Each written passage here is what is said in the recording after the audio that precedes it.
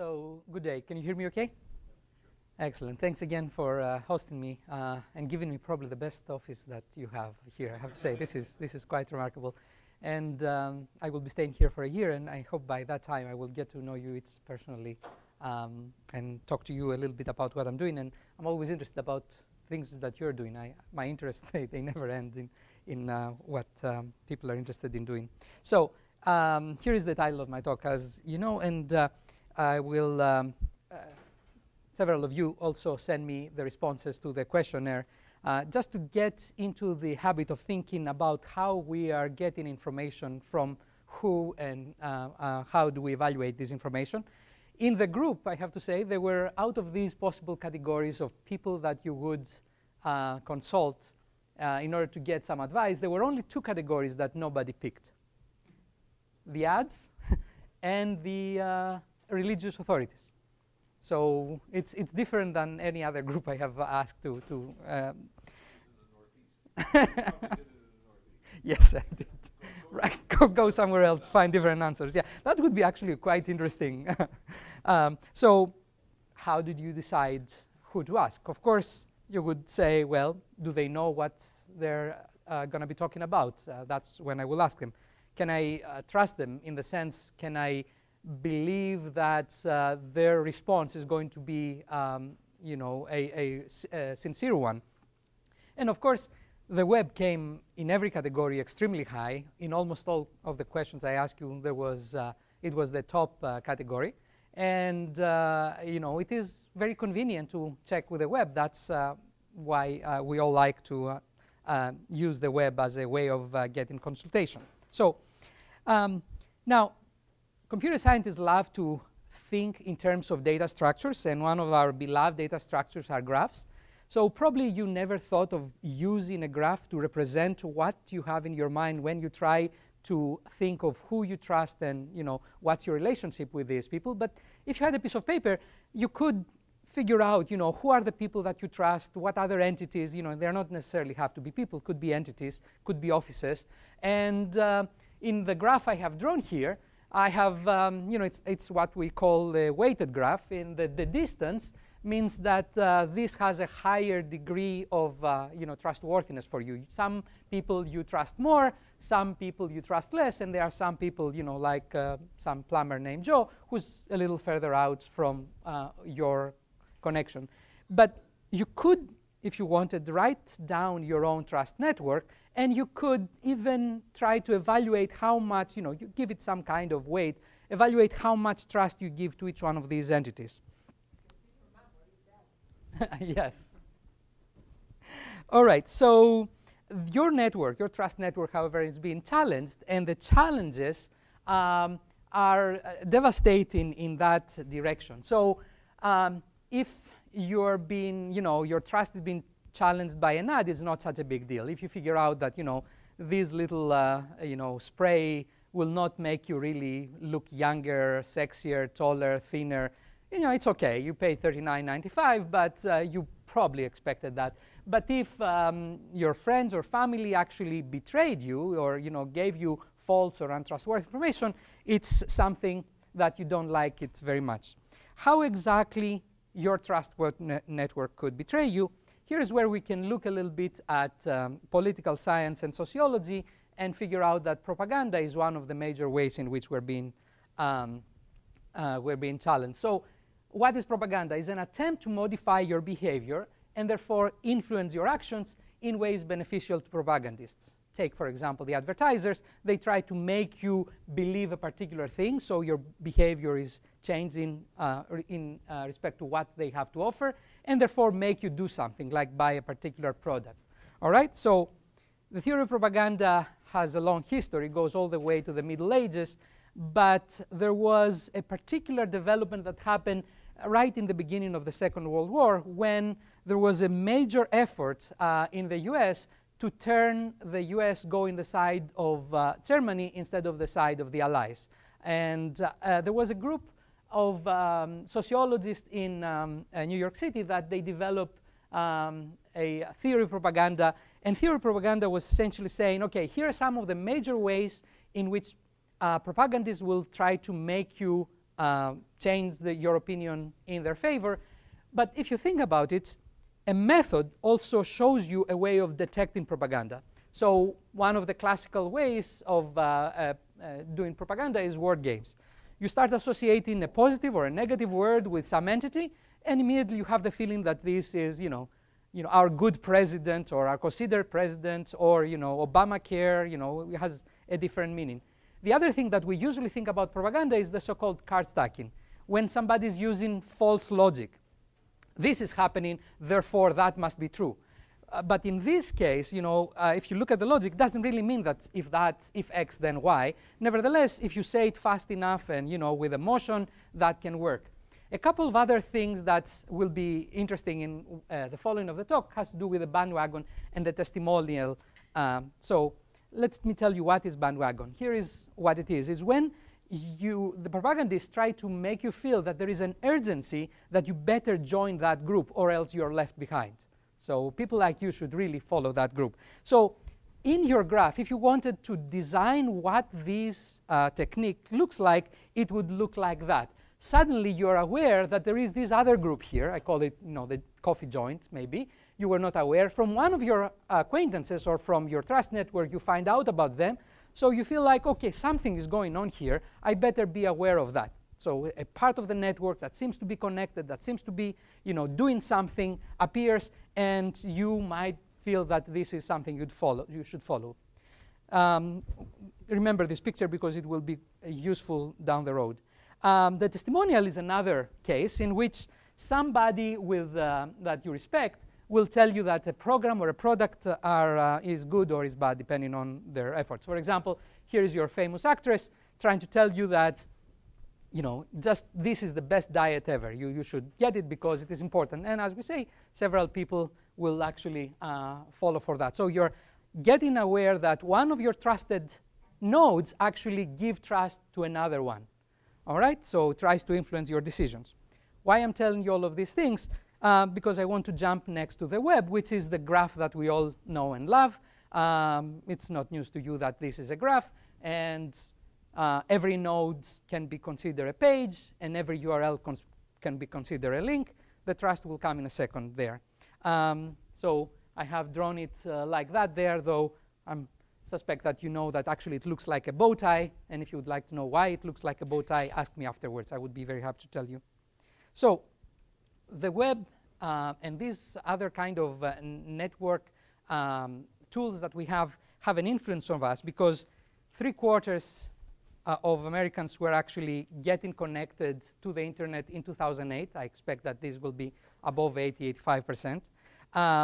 More than half of Americans actually looked on the web for the last elections to find out information about them. So what they find in there is important.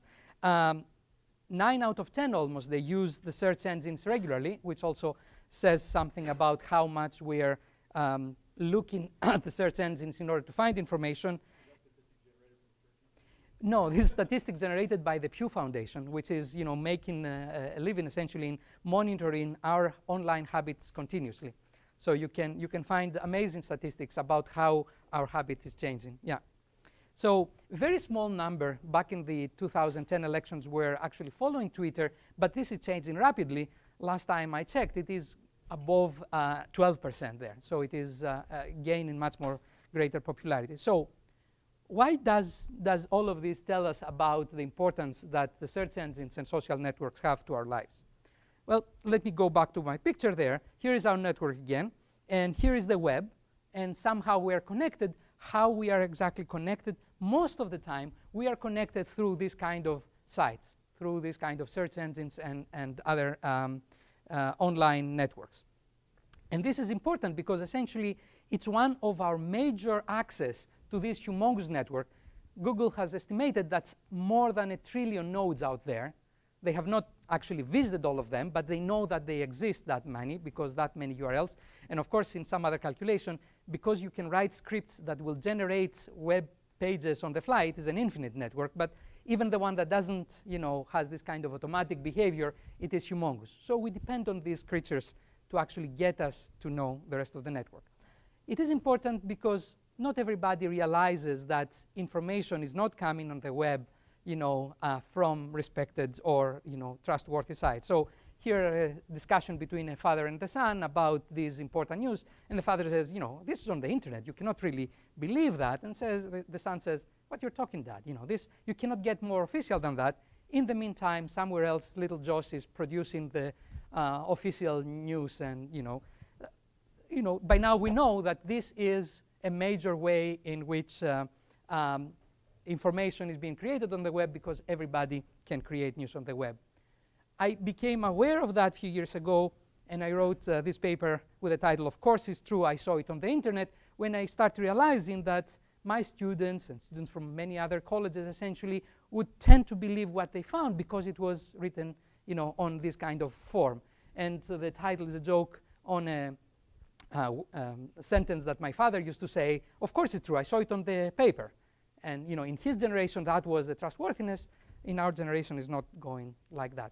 Misinformation exists on the web. Here is a search I did some time ago about a human-grown hormone. This is one of these steroids that, it's extremely dangerous. And I found that every single site there actually was telling you that it will make you younger, stronger, thinner, sexier. I wish it was true. Any controversial issue, however, would also have the same kind of behavior. So if you really want to find out how the web behaves on controversial issues, you could go to Wikipedia. You could find one of these articles that says, warning, people do not agree about that. Then do a web search about that and see what you will get. I have most of my snapshot from Google, but what I say do not are exactly for Google, because these days every search engine behaves the same way. So don't take me as a Google hater. I love Google, in fact. It is just that it is the success of the story. So why the web is behaving like that? The best way of understanding is this cartoon. This old man says that I've spent all his life looking for the meaning of life, and the child says, well, if it's not on Google, it doesn't exist. This is the reason we have this behavior, because if you don't rank high on search results, you might as well not exist. 1 trillion nodes out there. Nobody will find you if you will not end up in a good position on the search engine. So here is my definition of what is web spam, and you will see the similarity with the definition for propaganda I gave you before. It is an attempt to modify the web structure, modify the structure and the contents of the web, and therefore influence the search engines in ways beneficial to a web spammer. So what the web spammers are trying to do is essentially make the search engine see the web in a particular way, because at the end, those who use the search engines will be influenced by that. Most of the time, Google gives us very good results. The time it doesn't give us good results, we will not see it if we are used to expect everything good out of it. So very quickly, that's a little picture about how search engines work. They go out, they continuously retrieve documents, they store them, then they find the words. They do kind of a glamorous word counting, and eventually the most important decision is to rank the results. You ask a query, you get 1.5 gazillion of results, but you will only see the first 5, the first 10. Very few people will go to the second, third page, and usually if we don't find really what we want on the first above the fold, depending on how big your computer is, the first 5 or the first 7, you will not look further out. Now, you can follow the whole history of evolution of the search engines by looking at it as a way, as a war in some sense, or as a game between what the search engines are trying to provide and what the spammers are trying to provide. Because the spamming is something that did not start yesterday. It starts right from the beginning of the search engines. So I'll talk to you a little bit about the first generation of search engines, that they were based mostly on content of the pages. Then the second generation that also put some structure on the way the pages were linked. The third generation that we are still living in, which also put this kind of value in the information. And the fourth generation that we're hoping to get, which has the very impressive aim to find the need behind the query, that somehow the search engine will figure out what you're really after and will give you these results instead of all the others. So there's some one way of seeing how the information retrieval ranking works is by thinking in terms of vectors. You know, every document is a vector in this humongous space, and the angle between two different documents will tell you how much related they are, and therefore you can find the related results. An easier way of figuring it out is that counting the words of every document, and then, well, then you will realize that some documents are longer than others, so you normalize them by dividing by the size of the document. So now you have every document be on the same kind of term. In terms of the vector geometry before, you push everything on a sphere of radius 1, and then you say, okay, here is my data. I want to find, say, this term in my search results. This term can be thought of, this query can be thought of also as a short document. And then you say, okay, how often the word mercy occurs, how often Caesar occurs. You sum up correspondingly, and you find which is the most relevant document. In this case, with rank 2.8, it would be Anthony and Cleopatra. Now, if that's what the search engines are doing, and you are a person who would like to make the search engine bring your document first instead of somebody else, how would you spam it?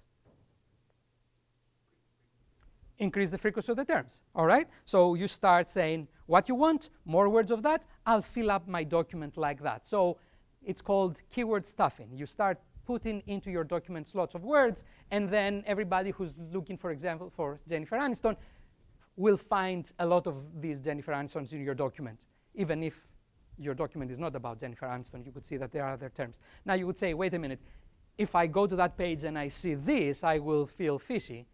Well, the truth is that you will not see it exactly like that, because you see it because I have a blue font on a white background. If I had a white font on a white background, you wouldn't see it. The search engine would, however. And if you think of other tricks to do that, well, I will check to see if the background color, say, is the same color with my font. Well, then they can include a very tiny background image of 1 by 1 pixel of white color, and then there you go. So that was back in 1994 when people were trying to apply the great history of information retrieval for the web. And so a new search engine comes. Oh, yeah, here is another example that created a lot of attention. The website of BMW would give this to the user and would give this to the search engine. So you would be served two different dishes for the very same terms. Now, how the search engine, how the spammer would know that?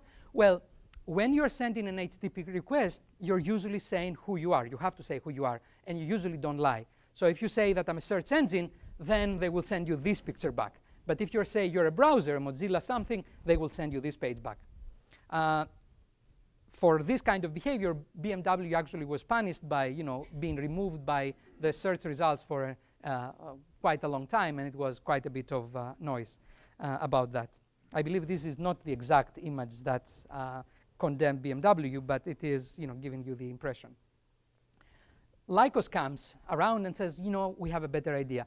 It's not that everybody has the same value. Some people are more popular than others, so more popular people should have more of a value in what they are responding to. So they add this kind of popularity vote.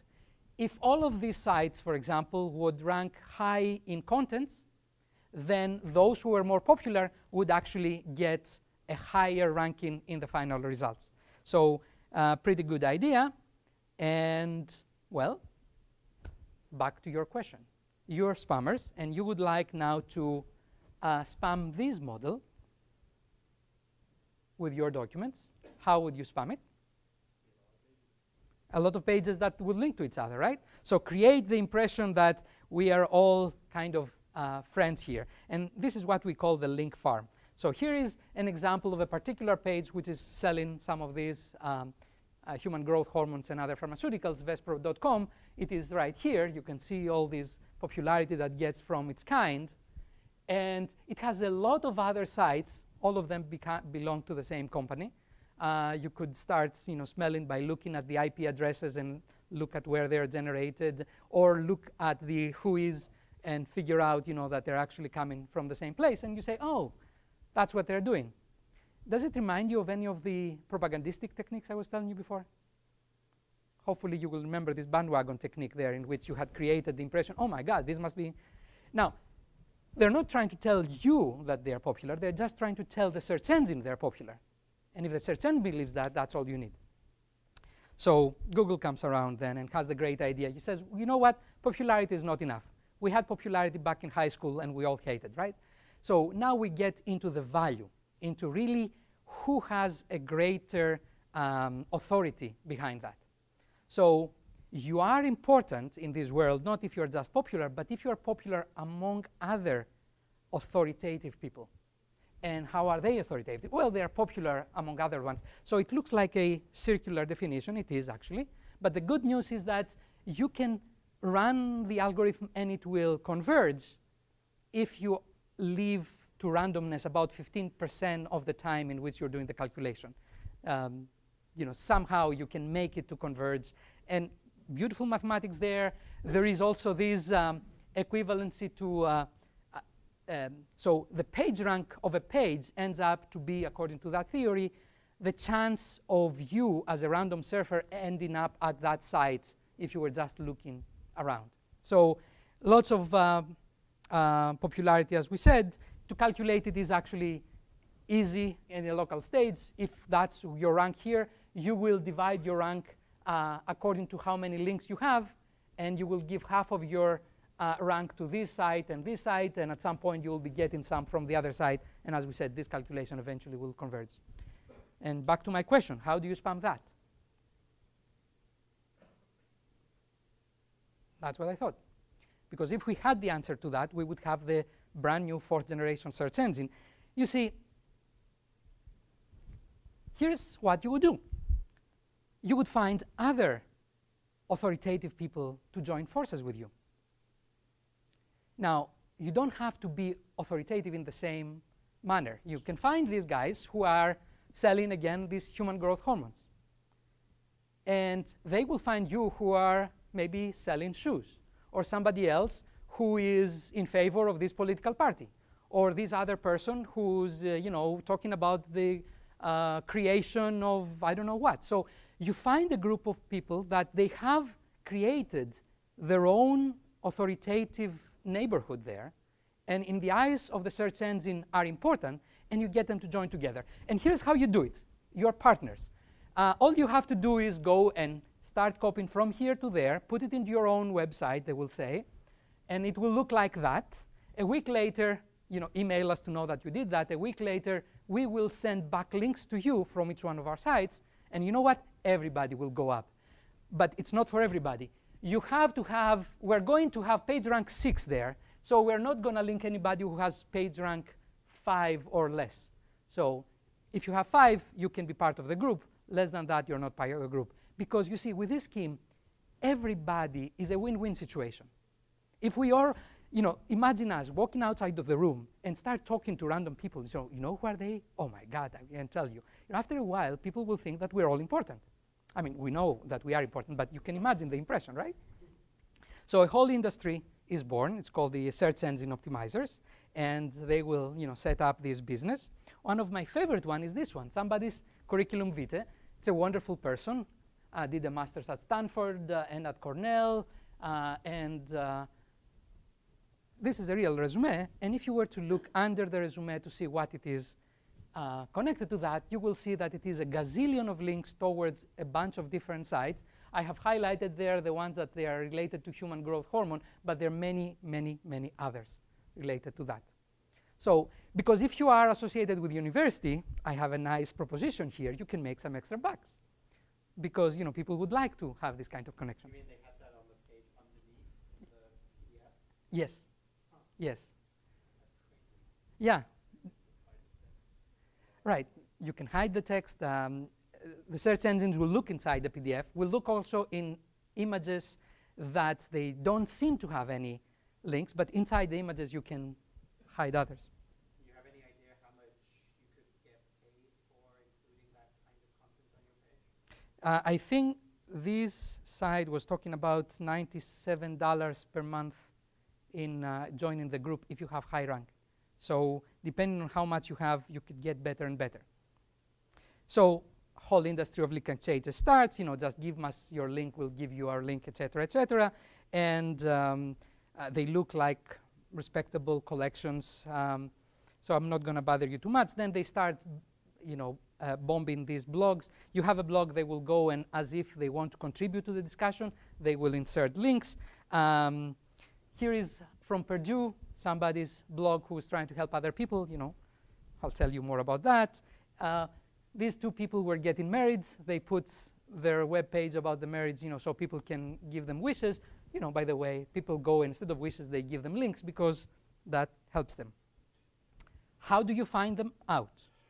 So suddenly you go from the aggressive attitude, it's like, I will come up with a better idea and I'll show you, to, oh my God, we have to find these guys. One of the techniques that the search engines did was to start looking at web pages that they were somehow outside of the range. So if you were to look at all the pages you have and plot in a log-log fashion the number of pages that you're linking versus the in degree, you're supposed to get theoretically a power law that would look like a line. Let's see that say that this looks like a line. Whatever is outside of that is suspicious. So then you get all these suspicious pages and you start looking and you find that the majority of them are actually spam. Or you're looking at other kind of statistical characteristics. In this case, you're looking at the variance in the word count. Whenever they update themselves, how often they change the word count. The ones that they seem to be doing exactly the same all the time, a third of them seems to be spam. But that was not the only thing that the third generation search engine had. They also had this kind of anchor text, which was another great idea. The anchor text says, instead of looking at the words inside your document to figure out what your page is about, I will look at what other pages say about you. So whatever you put inside your anchor text whenever you create a URL actually provides a lot of useful information. So from the web page, say, of Wellesley, you would not know that it is a liberal arts college, but there are other places in which they have a link that they have the word best liberal arts colleges close to that, and you would say, oh, it must be one of them. So suddenly you find new context for pages that they do not even tell you that. Great idea, no? That gives generation into a new kind of spam. Have you heard of how to spam this technique? You probably have. It is what we call the Google bomb, in which you start associating an irrelevant text with your link. So the famous miserable failure that hit President Bush when he was president is one of those. It was a kind of a nice joke. Initially reporting it was all you needed was like 29 people create hyperlinks from their pages, miserable failure going to President Bush. Of course, some of the people who were supporting Bush got very upset. They started pushing other people up. They could not make Bush go down because every link in the web world is actually a positive link.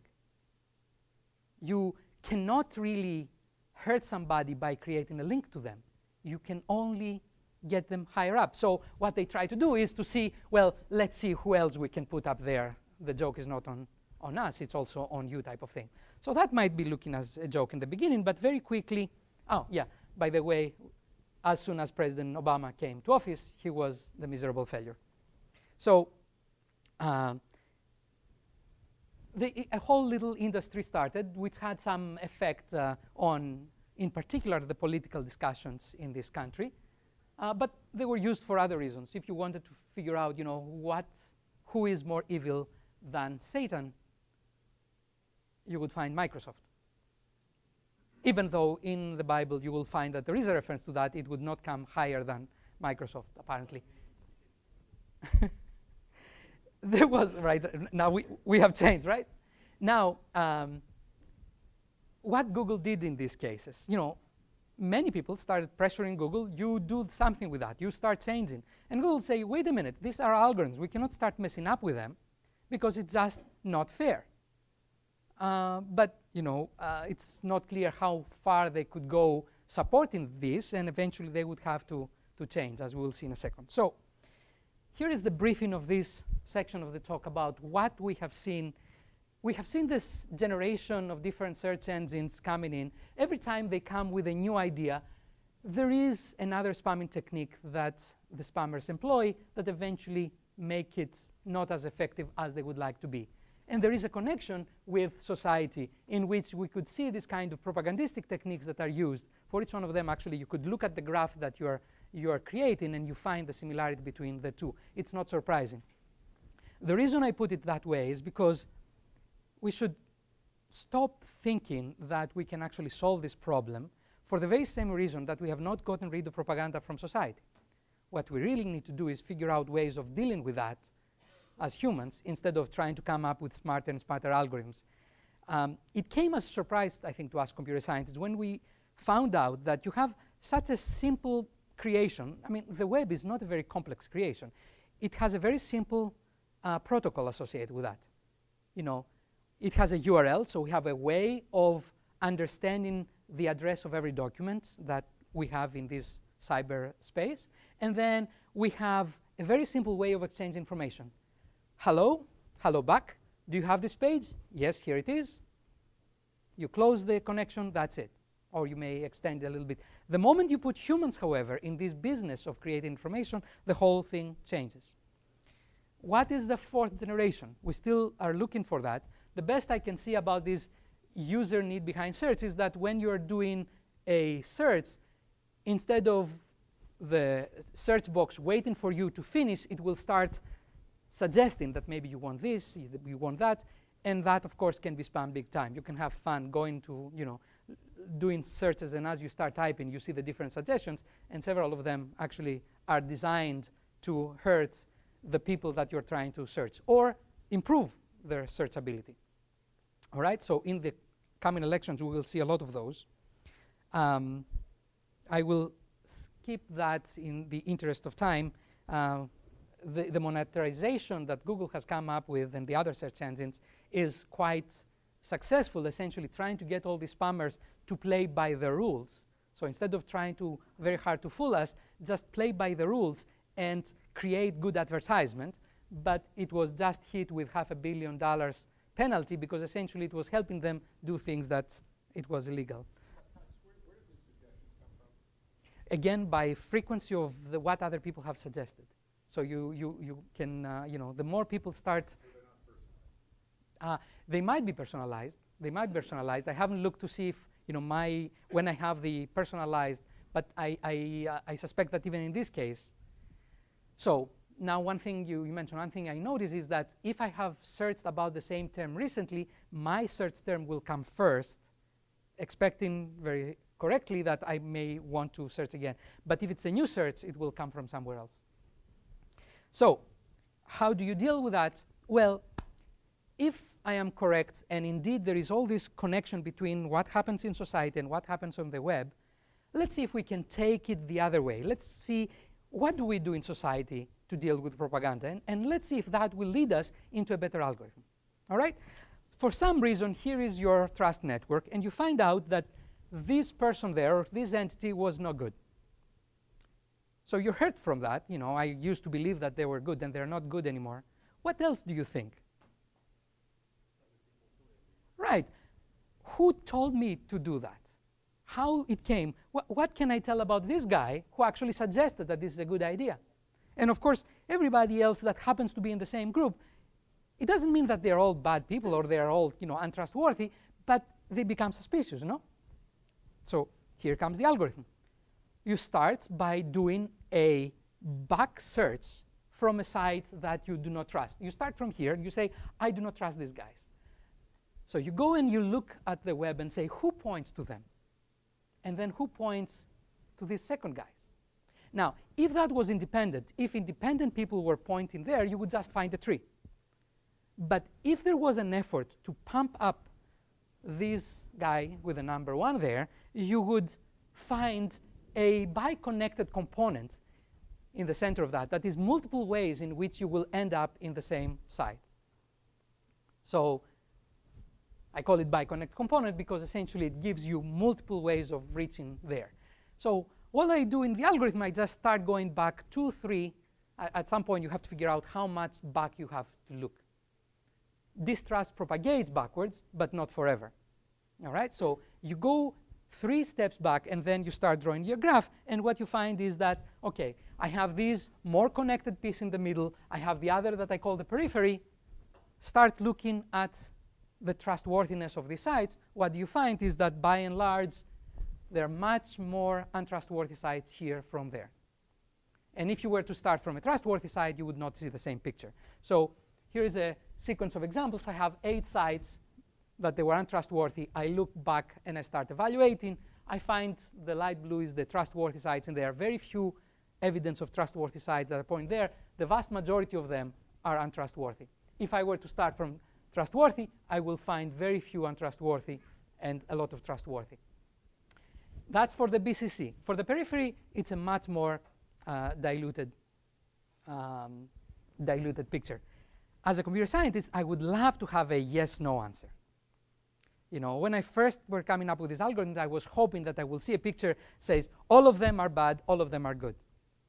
The only area that this happens is the porn industry, because they are very careful. You know, people are very careful not to point at them, unless, you know, that's the problem. There are newspapers that they are pointing for other reasons in such a thing, and they will dilute a little bit. By and large, that's a solid structure. Everything else, you will get it, you know, most of the time. So what I found is that by going back 3 steps and by finding the biconnector point, you find an answer. Now, all of this has been exploited, or has been there have been efforts to exploit in the political arena, because one of the areas that it really matters what people see is during elections. If you can persuade the citizens that during the elections, you know, your candidates are better than the other candidates, you have a big win. So back in 2006, we saw this open opportunity to create a large group of mutual admiration societies that is, no, excuse me, these were Google bombs, that they would try essentially to push up negative results for about 50 senators. All right? And it was an embarrassing thing for the search engines, in particular Google, who up until that time was maintaining that, you know, PageRank just works fine. And the question is, now what? So in the 2008 elections, we didn't see the same thing. There we saw very few entries in which they were spammed material at the top tier of the results. So it seemed that either Google figured out how to solve the problem, or maybe there was no concerted effort. There was no announcement in 2008 that people were trying to do that, but they could have done it, you know, under the screens. In 2010, we see a more sophisticated effort in which somebody who is familiar with this kind of search engine optimization technique came and says, we're targeting 98 senators. We're going to go and put negative information, and here's how you do it. You know, it is like a how to spam Google. Did it work? Well, they asked me at some point before the elections, you know, is that how it works? Is going to succeed? And I said no. And they asked also one of these experts in SEO, and they said yes. Who was right? Why did I say that I did not believe it? Is because I knew from the 2008 elections that Google must have not stayed quiet. In fact, what we found was that because I had the data from 2008 and 2010, if you're looking at the top 5 results for any name associated with elections in the 29 weeks before the elections, you would not find much movement in where people were ranking. In fact, Wikipedia was one of the very few non-official sites that they would come up, and you would find them in multiple places. And if you were to look in all 29 weeks to see how much variability it was in the search results for these candidates, you would find almost none. They were kind of flat throughout these kind of weeks. In the meantime, Google was not saying no to that. It was saying that they would keep tweaking the search engine to do that without, you know, saying exactly how they did it. And so I found this an amazing statement. They said, well, don't get so much obsessed with PageRank. PageRank is just one of 200 different types of signals. PageRank is just one of them, which is not really what they tell, to other places, because you still want to say that we have a tool that's better than others.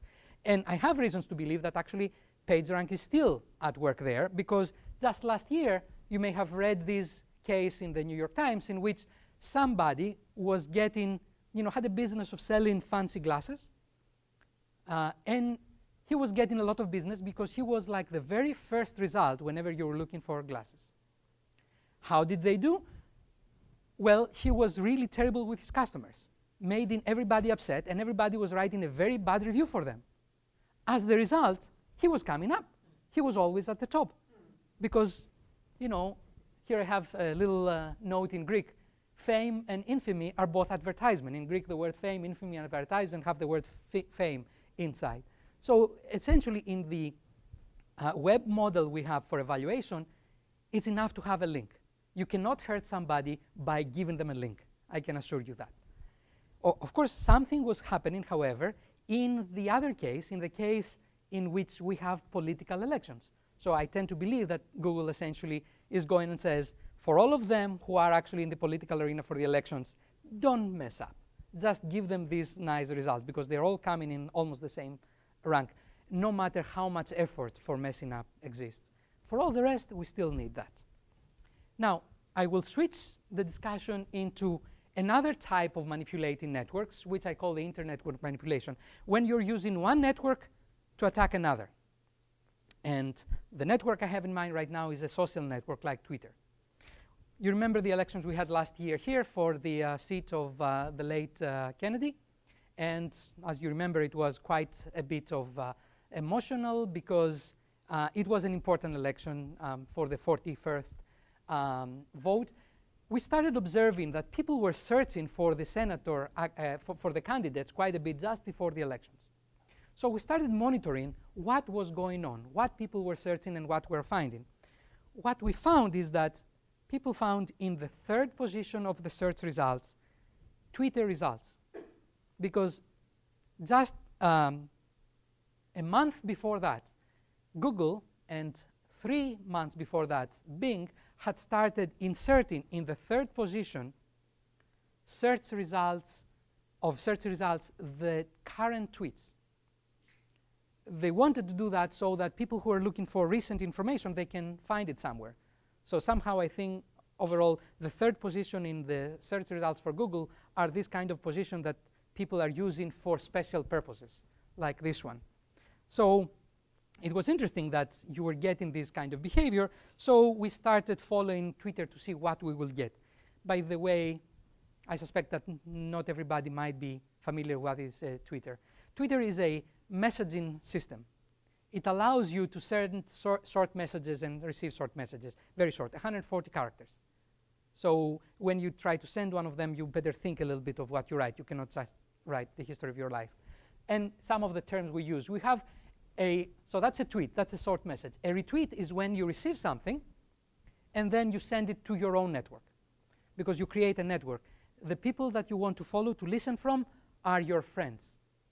And those that they follow you because they want to listen to what you have to say are your followers. All right? So when you retweet, you send it to your own followers. You kind of broadcast even further that message. There is a particular kind of tweet which is called a reply. You send me a tweet and then I can reply back to you. All right? Or maybe I reply to you without ever having received a message from you. This can also happen. You could also have direct messages that people will talk when they don't want to be in public, because all the first are in public. All right? That's a briefing in what Twitter is. Personally, I find it an extremely useful tool because of the way I use Twitter. I use it as having created my own network of editors. I follow people that I see that they have something important to say. Therefore, I am informed about things I would have missed otherwise. So it's like, it's better than newspaper for me right now. It gives me very good information, but I have put some effort in actually caring about who to follow. All right? So what did we find? we started collecting about, it was like 240 tweets in that week, just before the elections. We find a large number of retweets.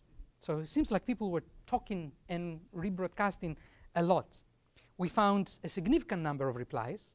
So we thought, okay, here is an example of good democracy. People are talking to each other. Eventually, we will, break these ice.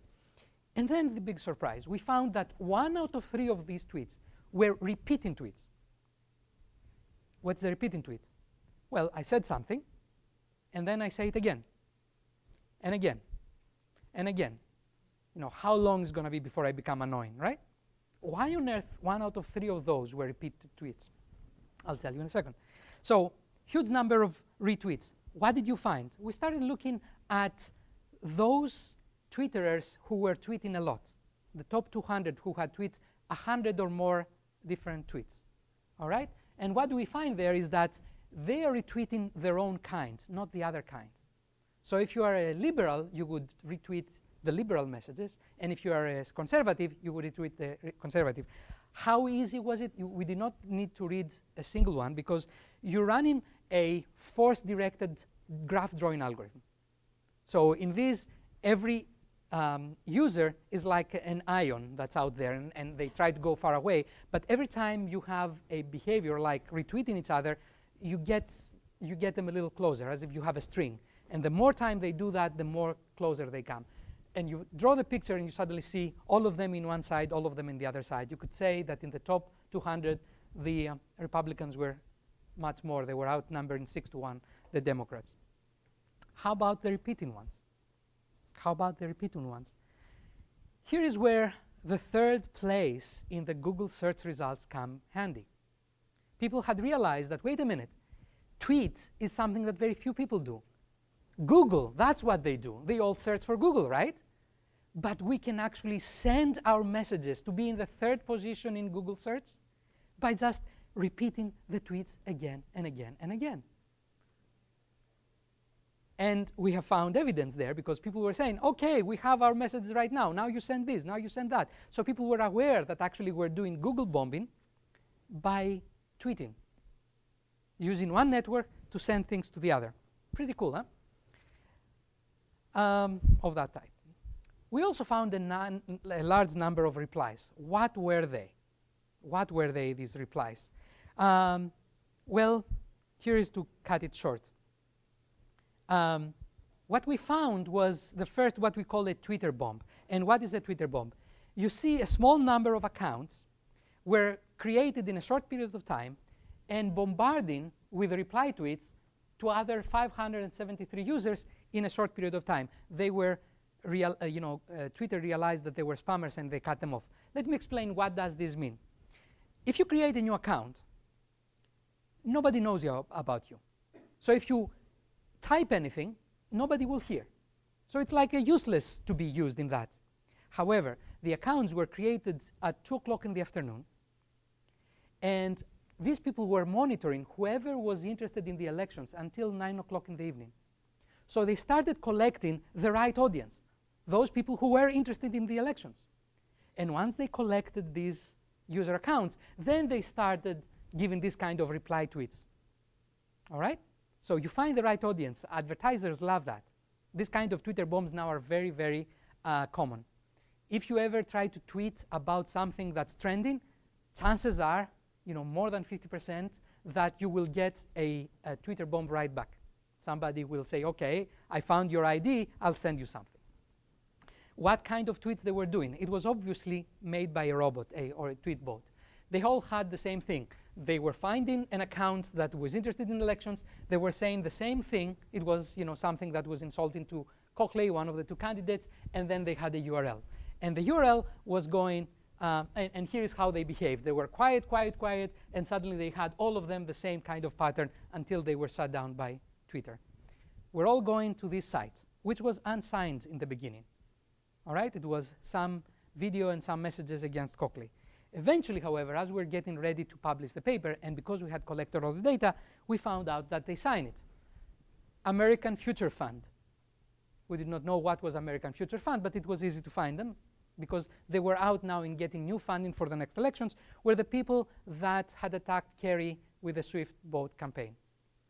All right? So it shows that there is a great opportunity for this kind of behavior. In fact, we got quite a bit of attention in the media for that, including some misspellings of my name. The 33rd was that. And one of the bigger works was the Truthy project. Bruno is here, who is going to be actually giving a talk at Wellesley on Friday about Truthy. So Truthy was created at the University of Indiana, and they try to automatize what we were doing, monitor what was happening in the Twitter, and then starts looking at spikes, and then look at the way that these were communicating. So it is a more automatic way to monitor those. That was not the only thing that we found. Recently, we found also, by looking at the data, something else. We also find what we call the prefabricated tweet factory. And here's how it works. Now, if you create a tweet bot, you write a program. And your program is kind of deterministic. You will say, do that, then do that, then do that. And you could say smart things like, do not tweet more than 60 times an hour, because Twitter will find out that you're a robot. All right? You can have this kind of behavior. If you write a program, you can write other programs to detect it. But if you have humans doing that, then it's much more difficult to detect it. So there was a particular group that came up with the following idea. Somebody put the effort in creating a bunch of lists of tweets ready-made to broadcast.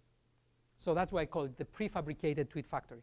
So you would go there before the elections at every day. You will get your own collections of tweets. And where do you send them? You don't send them to random people. You send it to news organizations. So it's like you're trying to get a denial of service towards the media people. You put pressure from real humans to media people, telling them, tell them this, tell them that. Why are you quiet? We're going to get you. And you do that on a long period of time. I do not know what effect it had on the media organizations. I know, however, that several of the reporters realized that, and they mention it. So we're going to see more of that in these elections. More of focused attention to people that actually may have extra influence in doing that. So far, so good? So what do we do with all of these things? I hope I didn't make you too unhappy with the news I had to bring. Well, we are in the right place, actually, to make a difference. In educational institutions is one of these good things. We cannot decide what's reliable in simple ways. Just go to this website, or just do that kind of thing. We need to do something else. Here is the picture I showed you before. What is the most devastating in all of these things? When is really doing the biggest damage to you when you get betrayed? It is up there. It is by your own abilities. All right? So don't expect everything to be done by that. You have to start thinking about, how do you know what you know? What makes you believe that this is true? So it requires some work. It's not going to be for, just press this button and give you the answer.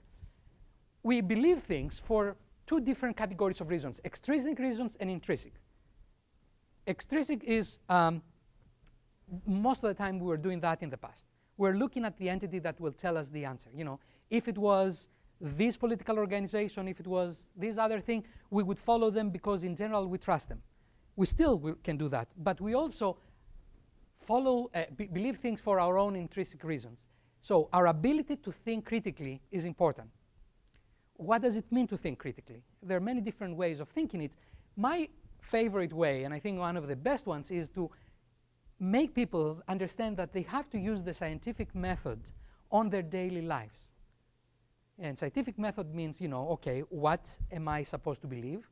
How can I figure out if it's true? Searching for information is easy. Evaluating is the difficult part. Now, in the beginning, it might look like, oh my God, do I have to do that every time? Unfortunately, yes, but fortunately, after a while, it becomes like second nature to you. So we have to keep teaching the kids that. Misinformation is here to stay. It's not going to go away. Finding information is easy. Evaluating is tough. Think critically. Understand what you believe and why you believe it, because that's going to be, in the 21st century, the most important thing. Think critically, and you have to understand technology like that. So we need to do a better job in that. In the next 3 years of my life, I have gotten an NSF award, and I'm going to be working in trying to create a little technological tool that will help you in that. So I'm out of time. I would like to leave some for questions, but if you would like to ask me about that, I would be more than happy to tell you. Thank you.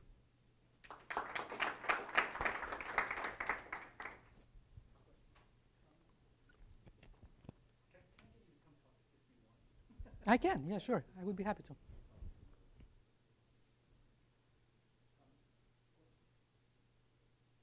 I hope you're not shocked. Tell us what the tool is going to do. So what I will try to do with the tool is try to apply some of the techniques that we know that works in the real world, in the experience we had so far. For example, backwards propagation of distrust is one of the things that we notice, that if you get a bad piece of information, look backwards to see who sent you this information. So what I hope to create is something like a Twitter client and a plugin that as you're receiving, I cannot solve the problem right away for everything. What I'm trying to do is look for the political arena and for a particular tool like Twitter. So whenever you receive some information that seems unreliable, the tool can tell you who supports that and give you a better understanding of where it came from. It would also help you find the independence of sources. So you look at this message, you say, what the heck? Then it will tell you from how many different directions this kind of message came to you and whether these different directions were independent or the same thing. In the past, it has been used actually in very many ways to do damage. Several years ago, the example, it escapes me the name of the company, who was lost about $2 billion of its value within a couple of hours because somebody sent bad information. Yeah, and eventually ended up, different news organizations picked it up. If you were to have this tool that go backwards, will tell you, oh no, it all came from the same place. And I can give you other examples. It becomes particularly important when you feel you're under pressure and you need to act.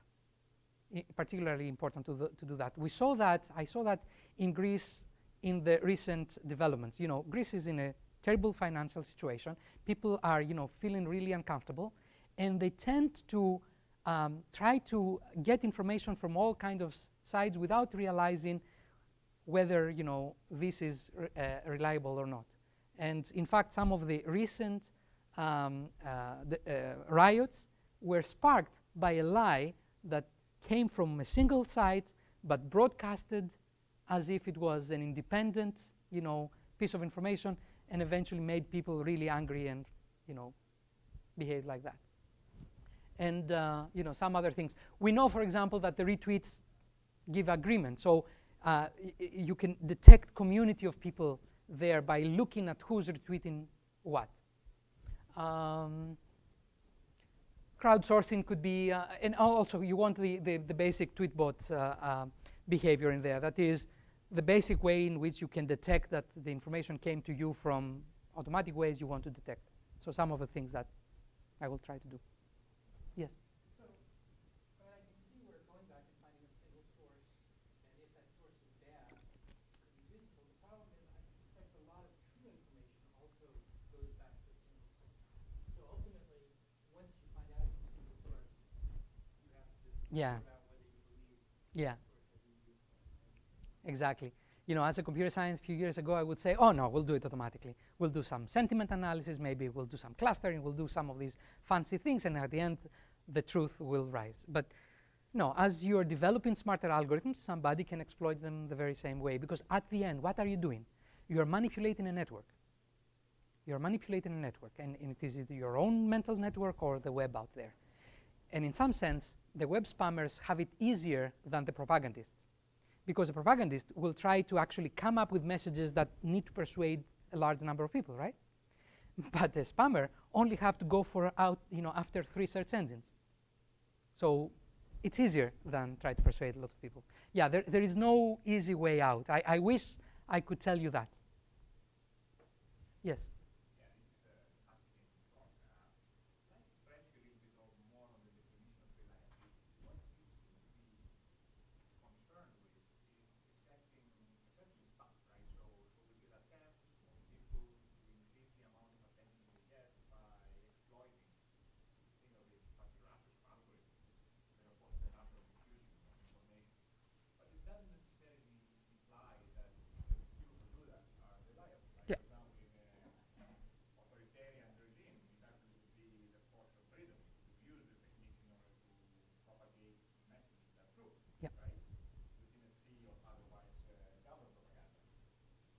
You're absolutely right.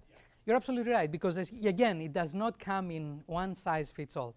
What is spam for me might be reliable for you, and the other way around. So this tool has to be a kind of personalized. I may be on the market, for example, for a diet, and I don't care what you think about this diet. If I want to go this way, I will go. So it's not going to be... Google is right to say, I will not try to mess up too much with this stuff, with my algorithm, because there is no way that I could always come up with the right answer. There is no such thing as the right answer. So in that respect, the tool should be personalized, and your own critical thinking abilities are still important. We might apply the same tools, the same mental and logical tools, and come up with different conclusions. That's fine. But it doesn't mean that with a single way, with a single pattern, I will kind of agree with you on what exactly is reliable. People come in many different beliefs. We are shaped by our experiences, by our parents, by people surrounding us, by random events.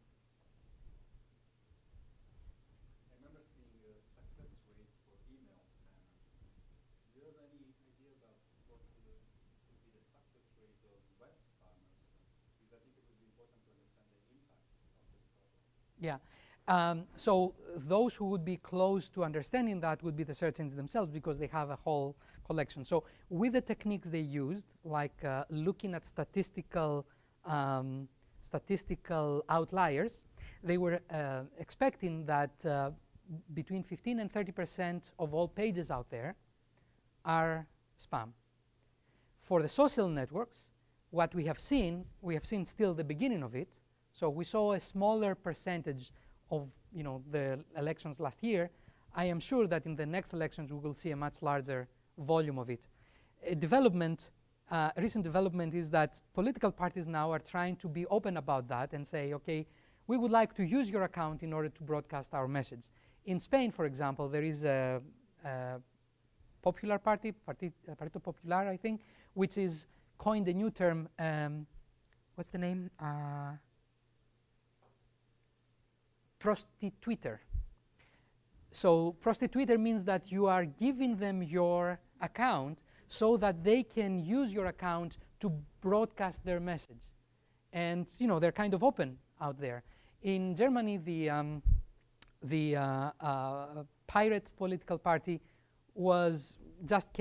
eventually entered the government, or not the government, the parliament right now, but in the previous elections had a tremendous impact on spreading this kind of information. So I expect that for elections in the near future, we will see an expansion of that.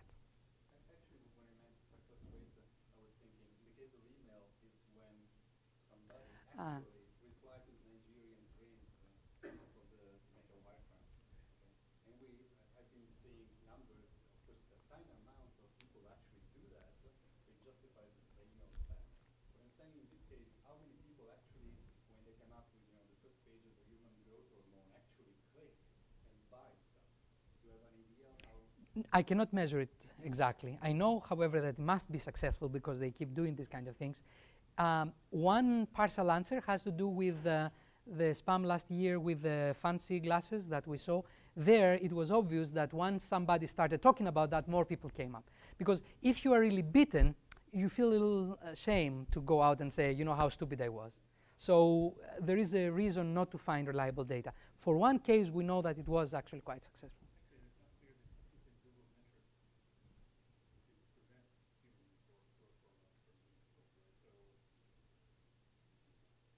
It goes back to Chris' question there about what's reliable. For some people, that is reliable.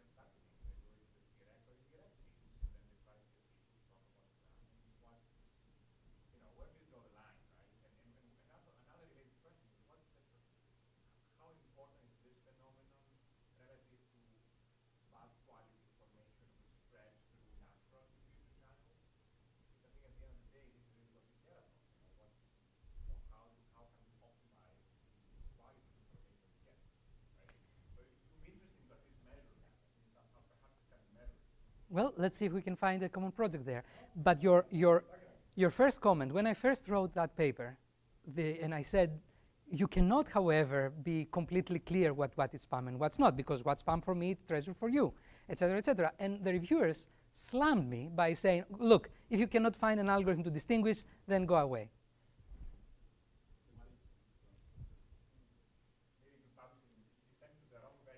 Well, computer science is what I was publishing. And you know, I can understand, because up until that time, it wasn't clear how, you know, what an important issue is, whether it affects us. Because after all, again, the web is a very simple creature. It comes with a very simple protocol. The problem is you add humans. And for example, we have these different networks, different domains, and the domains are made so that the last two letters means the country from which they originate, right? Who would expect that Libya would be one of the most popular, you know, internet domains these days? And people are using it so that, you know, I saw somebody's whose last name ended in SI, and so created a domain with the first part of his name and the last, because, you know, it's convenient, people can remember it, it's advertisement. So different ways of using what we thought it was a clear structure. We have put all this effort in making communication in networks secure. You know, we have all these fancy algorithms and, you know, checkpoints and stuff like that, and we make sure that this computer will communicate with this computer in the most safe and secure way. But you know what? You have a human here and you have another human there. The whole thing falls apart. And probably, sorry if I might want just one quick comment. Sociologists probably say then you have to go to the end user, do statistically significant sampling of end users, asking them when you find the first page in Google, how often you go to the second page, how often you click in the first result, and so on and so forth. So you have the full chain of the actual impact of end users. In the past, we have done that. So Andre Broder, when he was with Alta Vista, did actually a detailed description of that and found that 85% of the people never move out of the first page.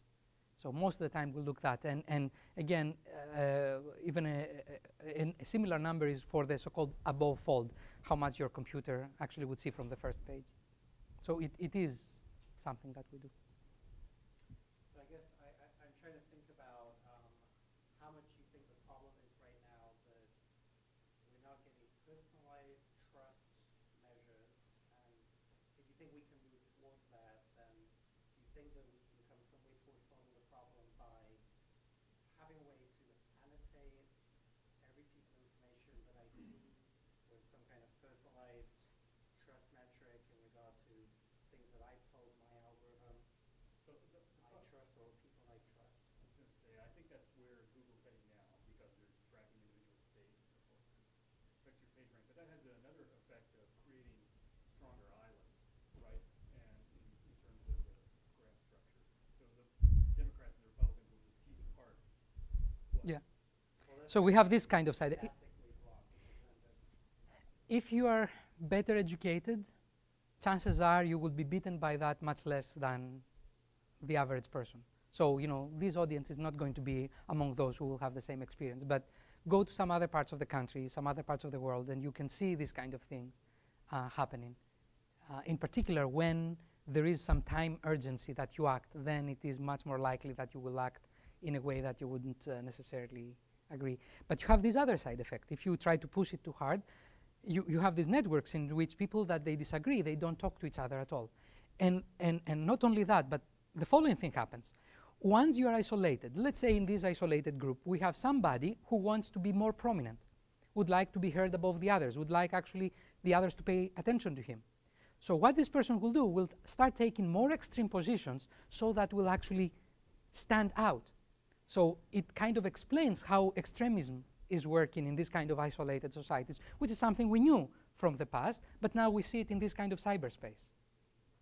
If you know the answer to that, it's going to be, you know, something that democracy will be forever grateful to you. But we're just starting to figure out what's happening to us. Couldn't you solve most of these problems by charging for every tweet?